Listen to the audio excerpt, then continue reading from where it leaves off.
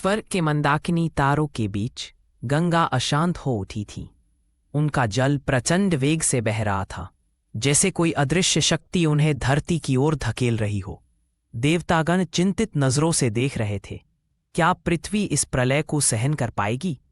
तभी पृष्ठभूमि में भगीरथ की तपस्या की झलक दिखाई दी, एक संकल्प जो इतिहास बदलने वाला था।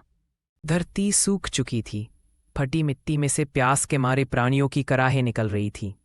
किनारे बैठे भगीरथ की आंखों में एक ही प्रार्थना थी, हे गंगे, तुम्हारे जल से मेरे पूर्वजों की मुक्ति होगी। वर्षों की तपस्या ने उनके शरीर को जला डाला था, पर आस्था की ज्वाला कभी नहीं बुझी। आकाश में गंगा की अशांत छवि झलकती रही, एक चुनौती जिसे केवल शिव संभाल सकते थे। कैलाश की बर्फीली चोटियों पर शिव समाधि में लीन थे। तभी गंगा प्रकट हुई, एक विशाल नदी का रूप धरकर। उनकी लहरें शिव के चरणों से टकराईं।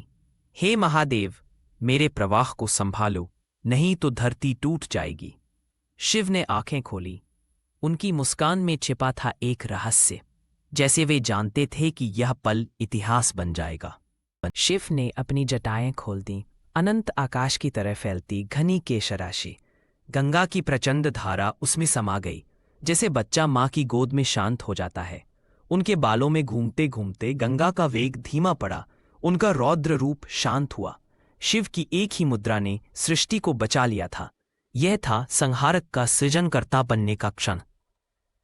शिव की जटाओं से गंगा की धारा निकली, अब कोमल, नियंत्रित और पवित्र। वह भगीरथ के पीछे पीछे चल पड़ी, सूखी धरती को हरियाली से भरती हुई। जहां जहां गंगा बही, वहां जीवन फूट पड़ा। यह था शिव का वह संदेश जो आज भी गूंजता है, विनाश से ही सृजन होता है और संयम से महाशक्ति जन्म लेती है।